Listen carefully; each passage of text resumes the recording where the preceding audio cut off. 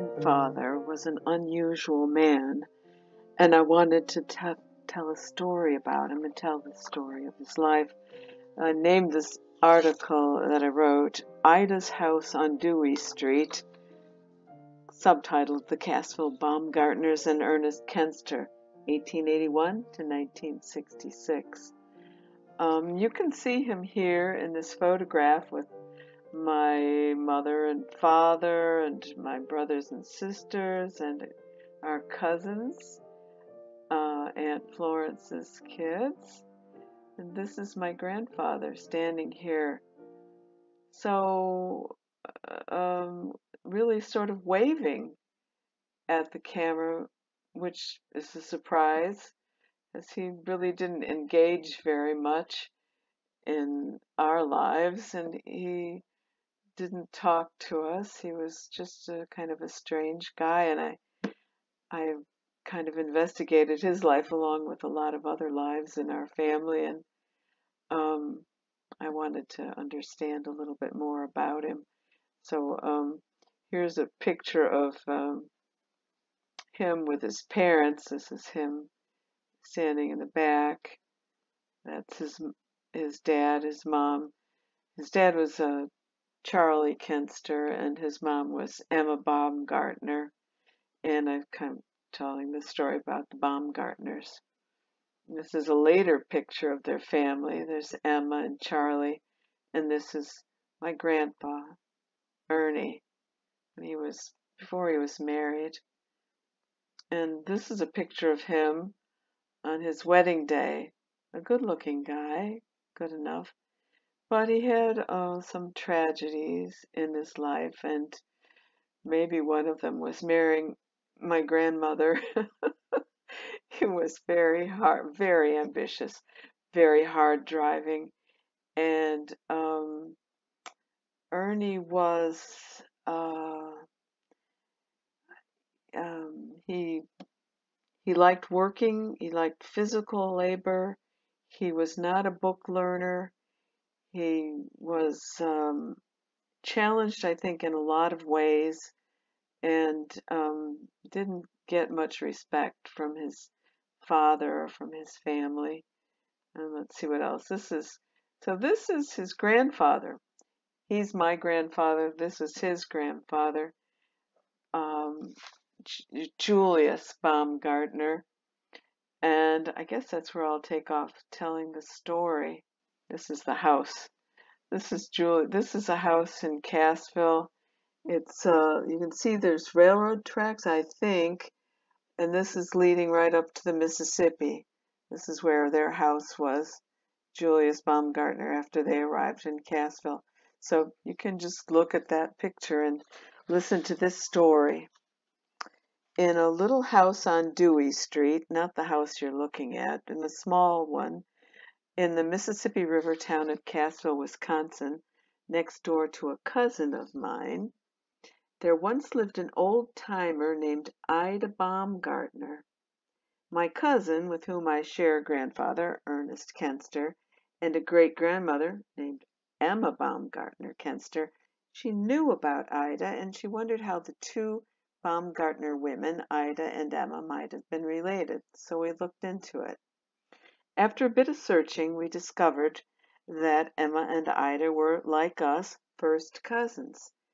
Their grandfather, Johann Michael Baumgartner, 1801 to 1885, was a shoemaker in Pilgrimsreuth Hof, a tiny town near Wörlitz in the Kingdom of Bavaria, near what is now Germany's eastern border with the Czech Republic.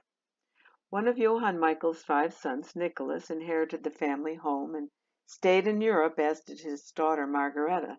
His other 4 sons, Peter, Julius, Jacob, and John George, emigrated to the United States around 1850, ending up in Grant County, Wisconsin. Peter was the father of Ida Baumgartner, and Julia was Emma's father, Julius. So they're about the Baumgartner's father, Johann Michael. He was a master shoemaker back when shoemaking trade secrets were shared from generation to generation father to son. All of Johann Michael's sons were trained in some aspect of the trade. Fourth son, Jacob Baumgartner, kept a minutely detailed account of his days as an apprentice and kept a log of his journey to America. His journals, written in old script German, are archived at the University of Wisconsin in Platteville, where his great-great-grandson, William Martin Baumgartner, Jr., found them and had some of the pages translated, giving it context to the lives of those shoemaking immigrant Baumgartner brothers. This is just the beginning of the story. I'm just giving you a little bit of a hint. On the 7th of June, 1844, this is a quote from Jacob's journal. I began my apprenticeship in Rehau to learn about dyeing. These 2 years of apprenticeship remain unforgettable to me since I wrote down everything in notes and am in possession of a chronicle. On the 8th of June, 2 years later, 1846, thank God, I completed my apprenticeship and, not yet 16 years old, and with Old Man Winter knocking at the door, I began my journeying. My cash at the start was 1 gulden, 45 kreutzer, and a very meager outfit of clothes and boots. The first year of journeying, I often prayed and shed bitter tears over my poor situation in the world, that nothing had any purpose. Later, I found better days, and the troubles of those times have great value for me today. Here's my quote. When the great need is greatest, says Jacob, God is closest. Jacob's daily account of his earnings and expenses, traveling through dozens and dozens of German villages to practice his trade, begins in October 1846. He writes about being treated for a sore foot and for scabies and about hunger. Here's his quote. We slept hungry on straw in a stall, and in the morning we set off in the hope he's with some Silesian salesman or something. No, I don't know what he does, but anyway, with some guy, to find something to fill our empty stomachs. We came to an inn out at a small lake, but in 1847 the people there themselves had nothing to eat. We set off further on our way, and finally came across a field of peas, so we were able to sate our hunger somewhat with peas. Then we went on into a village, and in the first house we were given cold potatoes and buttermilk, the best meal of my life. That's the end of that quote. In Lübeck, Jacob found work and worked there from October 47 to March 1850 when he decided to go to America. Here's how his decision happened. It was on the Sunday after New Year's in 1850 that I went with a group of my friends to hear the French sing in a small wine cellar and found at the cashier that I didn't have enough money to pay for entry.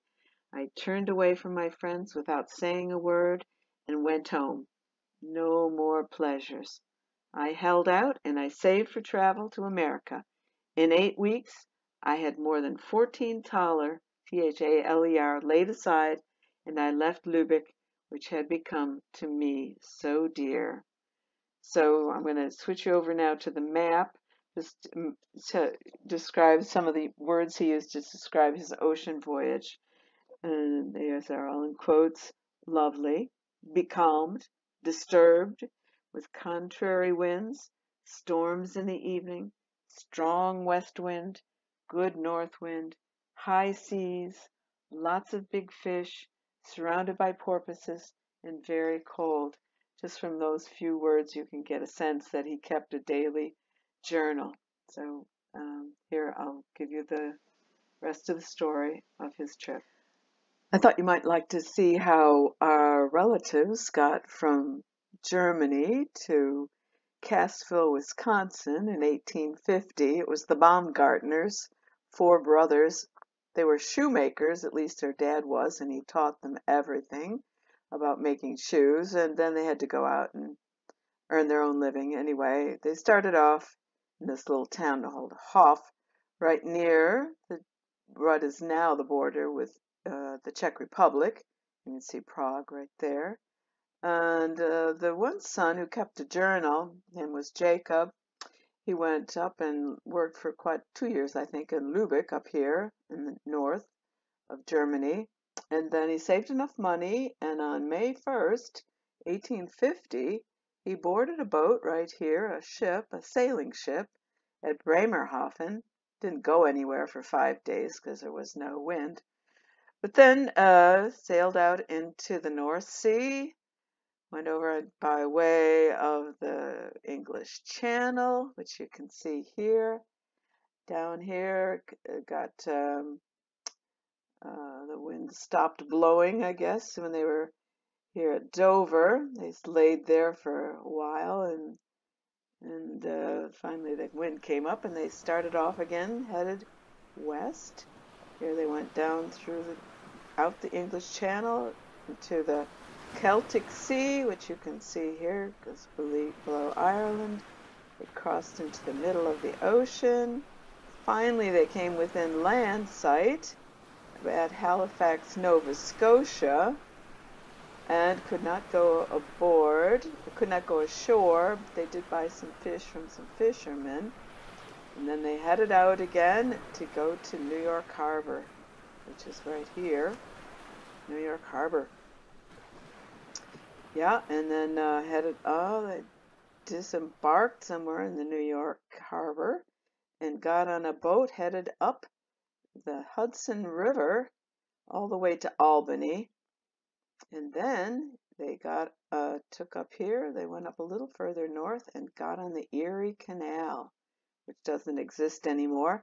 But at the time, it went over through Schenectady and Utica and Syracuse, Rochester, all the way over to Buffalo on Lake Erie, where they boarded another sort of boat, and they headed over to Detroit on Lake Erie. They went up the Detroit River, here you can see, to Detroit, then through the city up into Lake St. Clair. Then they went up the St. Clair River all the way into Lake Huron. Yes, it was a long trip through Lake Huron. They went up through the Mackinac Straits, all the way over through there, and came down south in Lake Michigan. Stopped for a minute in Sheboygan, and then disembarked after a few days ashore at Milwaukee, at which point Jacob describes he got on his feet and he started walking across Wisconsin, went up to Watertown to visit. He knew some people in Watertown. Said he saw his first Indian somewhere along the route, and head then over to Madison. And he's just walking this whole time. And finally, he starts to get over southwest Wisconsin. Says he goes through Dodgeville, Mineral Point, Platteville, Ellenboro, Lancaster, all by foot, all the way to B-Town, and finally to Cassville on the Mississippi River. It took him 2.5 months. He stopped on May 1st, and he got here July 20th. His brother Peter was already there. And Julius, our great-great-grandfather, was not there yet. He was still in Cincinnati, where he was learning some more about shoe trade or whatever, and got married there. But anyway, this is where the four Baumgartner brothers ended up in Cassville, Wisconsin, all the way from very eastern part of Germany. So begins the story of the Cassville Baumgartners in America and of my grandfather, Ernest Kuenster.